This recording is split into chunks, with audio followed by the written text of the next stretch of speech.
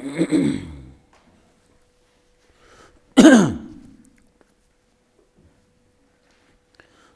بالله من الشيطان الرجيم بسم الله الرحمن الرحيم وأنكحوا الأيام منكم والصالحين من عبادكم وإمائكم إن يكونوا فقراء يغنهم الله من فضله والله واسع عليم. سورة النور شروع. ابتدا کی سلور قوانینو د فحش د دفع کولو د پاره، بیا صفائی و د عائشہ رضی اللہ تعالی عنہ هغه نه رستو هغه ابتدائی کارونه چې هغه سبب جوړیږي د فحش د پاره، نو هغه یو قسم د فحش دروازې دي، نو دا بندي کوي. ناول کې ویلو چې پردي کورتا به اجازت مداخله گئی، دا هغه څه بازي خبرې وي آپ کې وشوي. بیا وی مسلمانانو مؤمنانو سړو ته وایا چې خپل بازي نظرونه د ښکته کی او پردو زنانو ته دینه ګوري. بیا دریم قانونو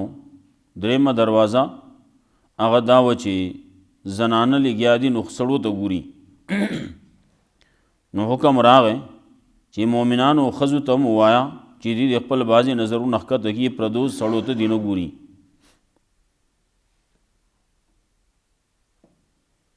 په دې کې ورپسې قانون دروازه بله دا وه چې ډول ډال د زنانه ښکاره شي.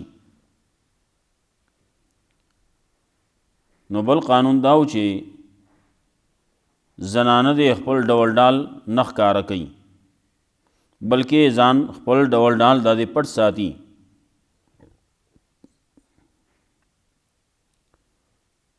کله چې نور خلق شتي پردي وروستو کوم کسان ذکر کوي د هغې نه علاوه نو پکار دي چې زنانه دې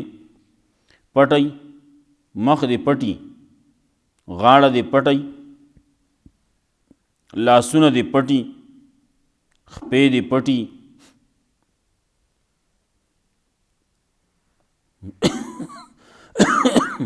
نو تذکره کوله د دې چې ولا یبدین زینتهن الا ما ظهر منها، ډول ډال د خپل نه ښکاره کوي، که په خپله ښکاره شي نو په هغې کې دا ملامته نه ده،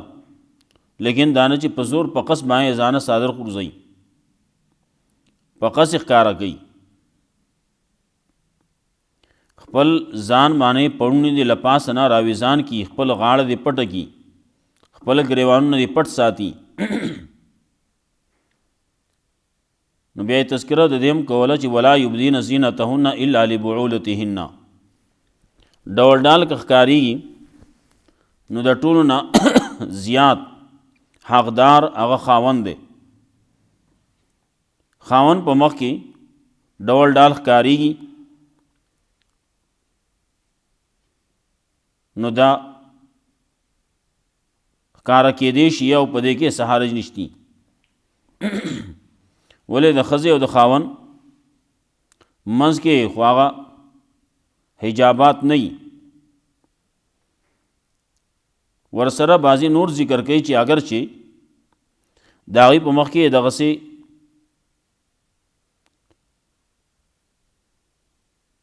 پرې کېدل هم نه دي پکار، لیکن که دا ډول ډال ښکاره شي نو په دې باندې دا ګناهګاره نه ده. یو د دې پلران دي، د ښځې پلار دی یا د ښځې سخر دی، نو د هغې په مخ کې که ښکاره کېږي دغه ډول ډال زیونه نو خیر دی. نورې زامن دي، زامنو مخ کې که ښکاره کېږي نو خیر دی، یا بنزي دي نو د هغې په منځ کې مخ کې ښکاره کېدی شي، یا خپل رونه دي یا خوریونه دي او ریرونه دي. نو چې کله خوریونه پکې راغله نو بل طرف ته دا خوريه به څوکي، نو بل طرف ته به هغه مامای. دارنګې وراره وریرا دا به د چای نو دې کې ترم راغی. او نسائهن یا نور زنانه مومنه خزی دي داغي په مخ کې کدا ډول ډال ښکاره کېږي نو خیر دی، لیکن که کافر خزی دي نو داغي په مخ کې دی دا ډول ډال نه ښکاره کېږي. یا وینځي دي نو د وینځو په مخ کې هم ښکاره کېدی شي، په دې کې ګناه نشتی. زنانه مومنه چې وي او نسائهن، بعض علماء لیکلی کمې زنانه چې ستر نه کوي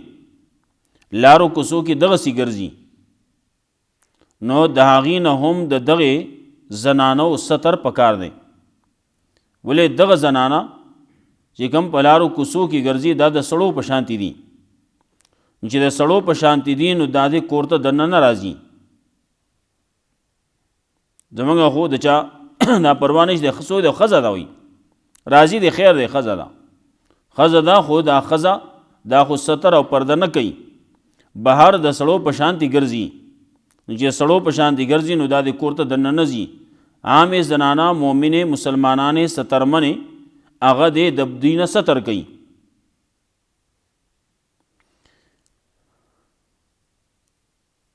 ورپسې وی او التابعین غیر اولی الاربة من الرجال هغه واړه چې هغه دا والتابعین او التابعین غیر اولی الاربة من الرجال هغه خدمتګاران چې هغه خاوندان د خواهش نه د نارینهو نه. په نارینهو کې بعضې خلک داسي چې هغه کور کې خدمت کوي نه د دې په مخ کې که چېرته لاس ښکاره شي غاړه ښکاره شي نو خیر دی، خو دا داسې چې دې په هېڅ کې نه دي. یو پیرې یو تنو چې هغه دغسې ماتوحه ګڼله کېده، څه خدمتونه به یې کول نو هغه لګیاو خبرې کولې وی چې که سبا روم فتح شو نو زه به تا ته وی د غیلان ښځه به تا ته وښیم چې هغه به په څلورو باندې راځي او په اتو به ځي. دا خبره چې کله واورېدې شوه رسول الله صلی الله علیه وسلم فرمایل دا سړی د دنه آینده د پاره ستر کوي. ولې دی هغه نه دی د ده په زړونو کې په زړه کې څه خبرې شتي چې دی په دې باندې پوهېږي. هلته کې احادیث کې محدثین خبرې کوي په څلورو باندې راځي. څلورو باندې راځي مطلب دا چې ښځه کله غټی نو په هغې کې څلور کوتونه وي مخې ته، او چې کله شاکي نو بیا پکې اتی، چې کله ځي نو ټوله دربیږي. نو هغې زه به ته داسې وښیم وي. بعضې خلک یې نو هغه د غټو ښځو سره غټې ښځې خوښي، نو چې کله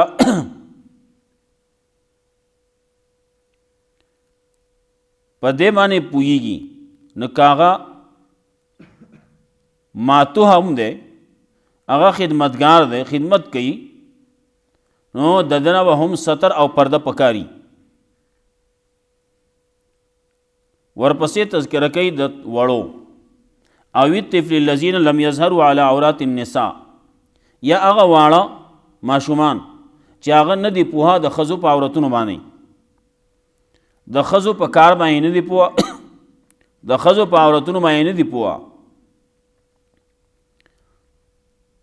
د دې زمانې دور د دې دور خلک واړه ماشومان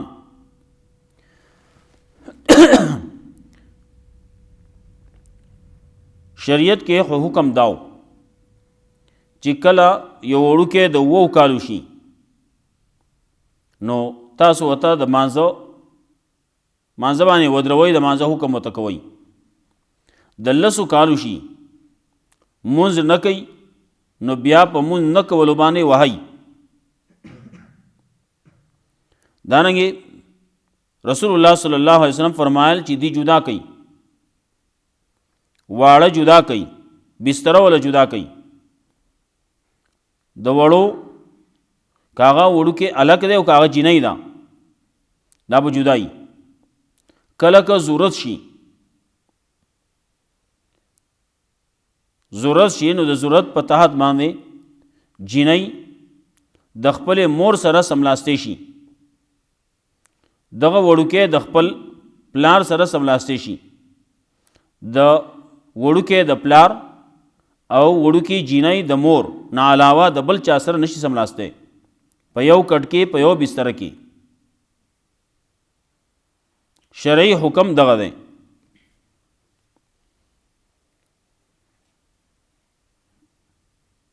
نو چې کله دغه تذکره وکړه مطلب د 10 کالو نه اخواته چې کله یو وړوکی دی نو دی به پردي کور ته نه ځي مور او پلار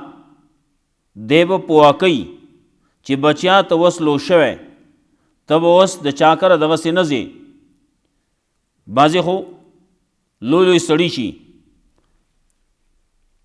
هغه بیا هم پردي کور ته روان دي نه کله چې دی د 10 کالو شو د 10 کال نه وروستو دی به د چا کره ځي نه بیا پردي کور ته به دی نه ځي څنګه چې دا نور خلک اجازت اخلي نو دی به هم اخلي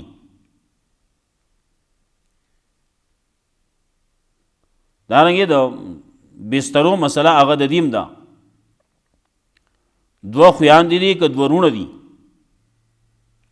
دی د یو بل سره په یو بستر کې به نه سمولي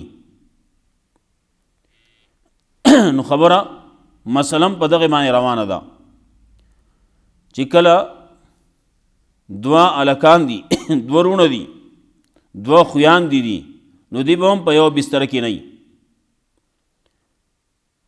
نو مسله ده او الطفل الذین لم یظهروا علی عورات النساء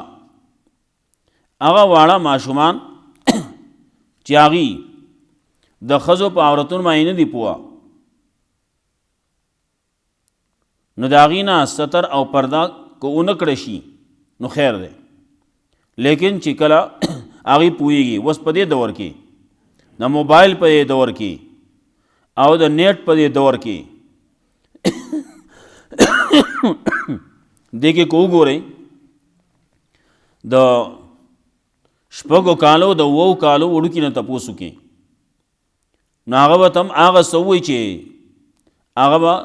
کم چې پخواني زموږ د بعضې خلک خبرې کوي د دې بعضې کم چې مشران دي هغه دور دی لیدلی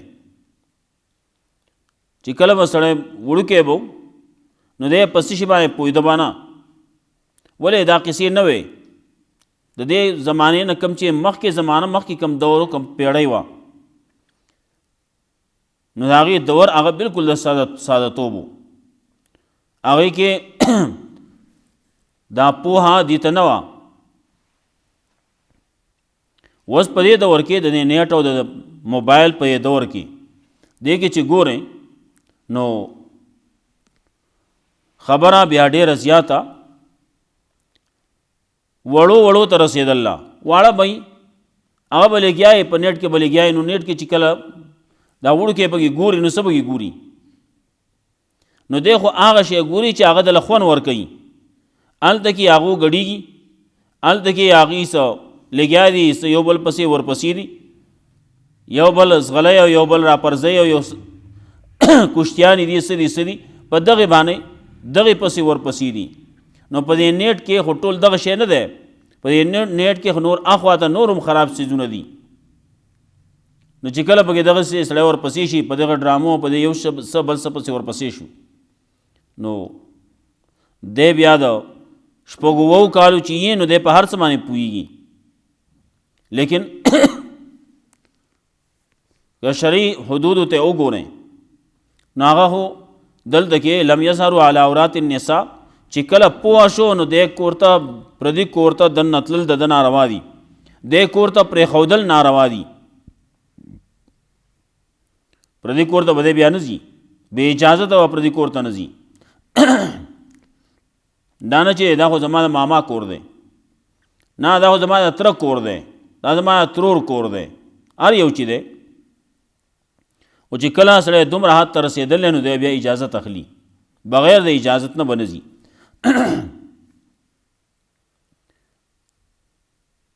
ورپسې تذکره ولا یضربن بارجلهن،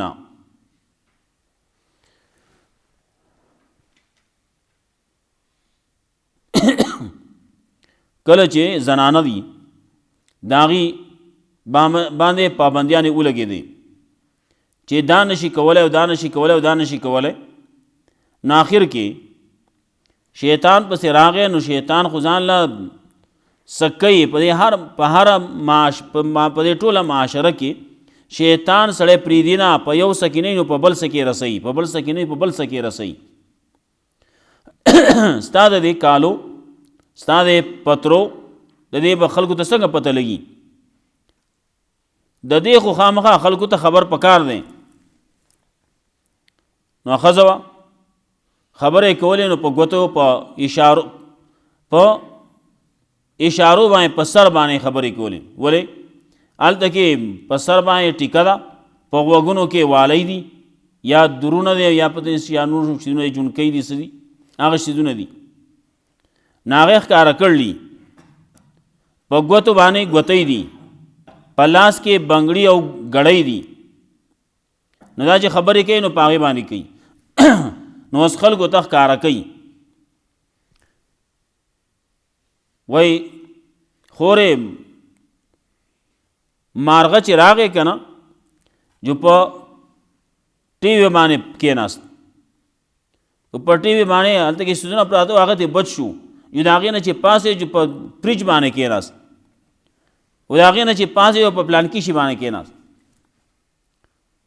جو هغه بلې ښځې ورته وي خورې مبارک شه تاسو ټي وي هم اخیستی دی او تاسو فریج هم اخیستی دی. په دې دور کې خو دا څه خبره نه، دا خو مخکینی خبرې دي چې هغه وخت کې دا ټي وي او وغیره دا څیزونه نه ډېر کم وو. نو تاسو دا څیزونه اخیستي دي، ټي وي کرم دی او ستاسو کره فریج د کرم دی، دام دی او دام دی.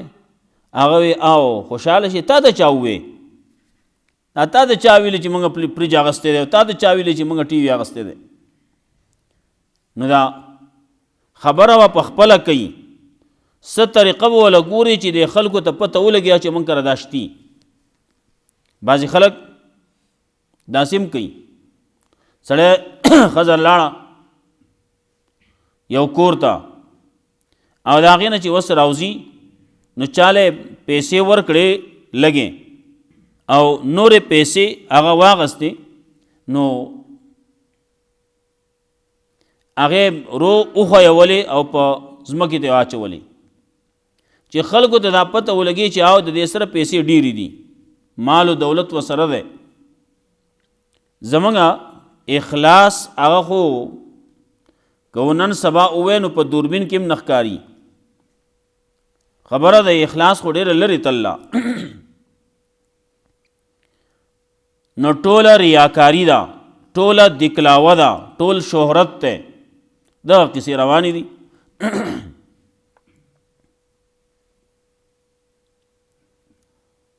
نو ولا یضربن بارجلهن،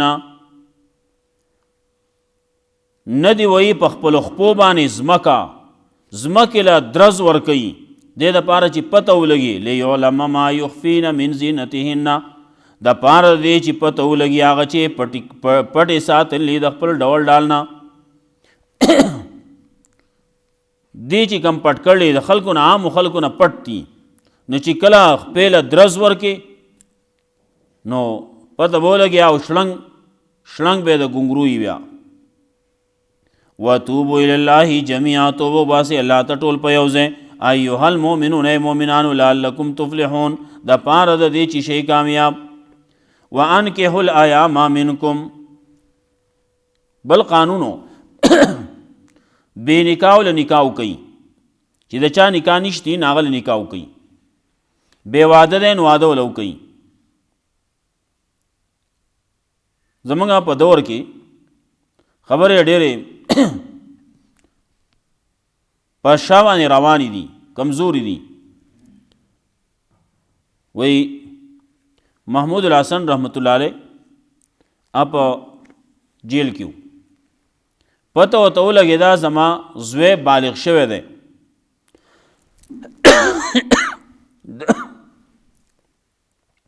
جیل نه سوال جواب وکړو چې هلک لا د کور غم وکړي د نکاح غم ولو کوي کله چې په ابتدا کې نکاح وکړی شي نو دا هلک دیم کنټرول شي دی بیا فضل خرچیان نه کوي د نظر بل طرف ته بیا نه اوچتېږي نو دې وجې نه وایي وانکحوا الایام منکم او نکاح وکوي بې نکاح ولا بې نکاح ایم دا سړی تم وایي ښځې تم وایي نو هغه بې نکاح هر څوک چې دي ښځې دي که سړي دي دلته کې خو زمونږ خلکو نکاح ګران کړلی جنۍ طرف ته هم ګران دی هلک طرف ته هم ګران دی که د جنۍ طرف ته ګورئ نو جنۍ چې د هلک باندې څومره ظلم کوي څومره زیاتې کوي څه به کوي ګل به ورکې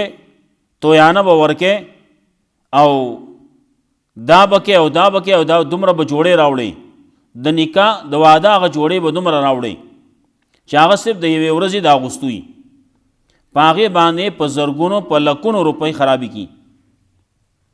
بیا مهر به دومره ږدي او په دې کې بیا ځان له هغه ګل چې ورکوي نو په هغې کې وایي نه ته پیسې به راوړې ډېرې ښه بنډل به راوړې نه هغه به راوړې نه به ورکي نو دی به بیا شمار کي نو هغه به بیا یو څو به ترې واخلي نورې به واپس کي ګل دی که غول دی هر څه چې دي خو ټول یو شی دی ناروا دي بیا په دغه کې ریا دکلاوه په مهر کې هم ریا دکلاوه هلکه نکاح کوو نو داسې چل به وکړو که نه چې اوبه وایو په هغه وخت کې 10 تولې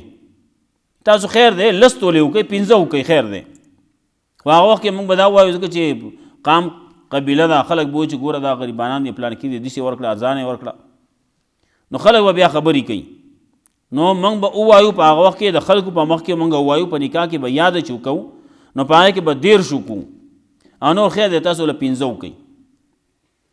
که نه کوئ ولم کوئ خو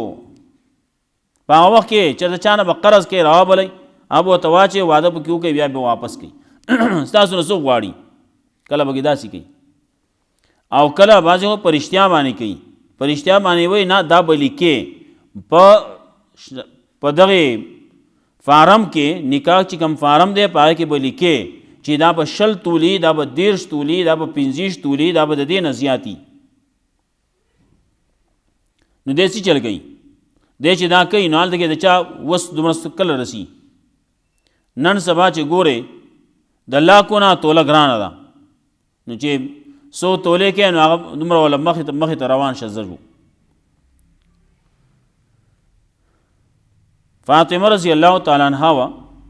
د هغې چې کوم مهر نو هغه په سپینو زرو کې نو سپینو زرو کې نو هغه د کیلوګان ته جوړیږي لیکن د دې دور په لحاظ سره د هغې نه څه 2.5 लाख روپۍ خواوشاکي جوړیږي چې هغه له ضرب ورکړي دلته کې په دې دور کې چې هغه سپین زر راواخلې او په دې قیمت باندې قیمت کې نو 2.5 लाख خواوشاکي به جوړیږي. نو دومره کاله کې یو سړی کوي نو په هغې لحاظ سره چې وګورئ نو توله 2 تولې کاله سره زر دې وکړي نو هلته کې دې کې دې 100 لس تولې 15 تولې 20 تولې 15 تولې 13 تولې او دې نه زیات 50 تولې او دا ولې کوي که سبا ورنکه نو دا په چې کله نکاح مات شي چرته نو هغه وخت بیا دا په کار راځي نو بیا به په زور اخلي. ولې هلته کې تا لیکلي چې لیکلي دي واده شوی دی مهر به ټول ورکوي ښځې له واضح دغسې او کله چې نکاح وشي او په دې کې واده ونه شو مخکې طلاق وشو کم مهر چې مقرر کړی شوی دی نو شرعي طور باندې نیم مهر د ښځې رسي. وس نکاح مات کړلی چا مات کړی سړي مات کړی وایي زه خو نه کوم یو خو د هغه طرف نه ویل کېږي چې تاسو نکاح ختم کړئ طلاق راکئ هغه خو بیا خله ورته وایي هغې کې خو بیا کېږي چلیږي لیکن چې کله سړی طلاق ورکوي نو مسله ورانه شي دغه پیسې به ورکوي دغه مهر به ورکوي نو خبره ګرانه کړله شریعت کې اسانه وه او دلته کې پکې بل د جهیز غم پکې دی دا لعنت پکې دی نو جهیز دی پکې نو دومره به جهیز کې دومره کم چې پر نیچر دی په دې دور کې نو هغه پر نیچر چې هغه د عام سړي وس نه رسي چې هغه دی که د یو سړي یوه لوري جو هغې له خو به چته وکړي لیکن چې 2-3 تنه لوڼی هغې له دا کله کولی شي نو دغه سامانونه دي هغې دپاره وس خو پکې چابي پکې هم ورکوي نو سړی هم ګوري داسې ځای چې ما ته داسې یو ځای میلاو شي چې هلته کې ورسره ګاډی ورسره هم راولي ګاډی ورسره هم چابي راکړي چې او دا ستا ګاډی شو بیا به لګیا نو خلک لګیا دي څه کوي چې دغه سړی دغه سخر ځان له ګورمه واده چې کوم ځای کوم چې هغه مالداري چې ما ته مالداري میلاو شي هلکه تا له مالداري نه میلاویږي نو بعضې خلک پکې بیایي هسې چې کله د ښځې پلار مړ شي نو بیا دې سړي بړې والي څه کوي د ښځې هغه برخه حاصلومه نو دی به کیس به دی کوي کیس به دی لړاوي او رپورټ به دی کوي زما د ښځې حصه یې نه ده راکړي هغې دپاره به دی لګیایي هغه ستا ته خو نه زوی وې نه څه بل څه یې ته خو پردی سړی دغه په لحاظ سره چې وګورې نو دی خو د هغې سړي خو زوی نه دی د ده په میراث کې خو هېڅ شی نه رسي د هغه په میراث کې د سخر په میراث کې خو داسې نه رسي د خواښې په میراث کې خو داسې نه رسي دی لګیا دی بړې والې پایلې ترخ کې نیولی او کته ځي او پورته ځي نو دی دا ګوري چې ما زه به دې وجې نه به زه مالدار بشم او پردي مال باندې سړی نه مالداریږي مالداریږي په هغه باندې چې الله یې ورکي د سخر په مال باندې څوک نه مالداریږي او د سخر دا مال چې دا ځان سبدون ته کي دا څنګه چې راغلی وي دغسې ځي خلک وایي که نه څنګه چې راغلی هغه شانتي ځي وانکحوا الایام منکم نو نکاح کوي بې واده وله ستاسو نه والصالحین من عبادکم او صالحان ولا ستاسو د غلامانو نه او ستاسو د وینځو نه ان یکونوا فقراء کوي دي غریبانان یغنیهم الله من فضله نو الله به غنیان کي د خپل فضل نه والله واسع علیم الله دې وسط راوستونکی پوهه ان یکونوا فقراء کوي غریبانانی فقیرانی الله به غنیان کی یو سړی وی غریبی ما وی واده وکړه څه ورځې تېره شوې وي یا رسول الله غریب یم وی واده وکړه بلې وکړو بیا څه ورځې وروسته بیا وی غریب یم غریبي ده تنګي ده تنګسیا ده وی واده وکړه درېیم واده چې وکړو وروسته سړی مالدار شو دا کله چې سړی اول نه واده نه کړی نو د ده پیسو جمع کولو ته د ده بدن کار نه کوي. زما خو یو ککرۍ ده کومې خوړه یوه خېټه ده یوه خوله ده دا هر چا دغسې خو نو هغه د کار کسب نه کوي. خو چې کله خولې ډېرې شي ده ته اوس خولې ده ته یوازې کړلې خولې نو دی وایي اوس خو دې دا خو ډکول غواړي نو دی محنت شروع کی. ښځه ورته وایي پلانکې شی راوړه غواړي پلانکې راوړه غواړي پلانکې راوړه غواړي جدی وشرمېږي جدی بیا وځي بیا کار کسب شروع کی. نو دغې باندې بیا د سړی همت پکې پیدا شي که نه همت پکې نه وي جدی بیا بل ته ناستي.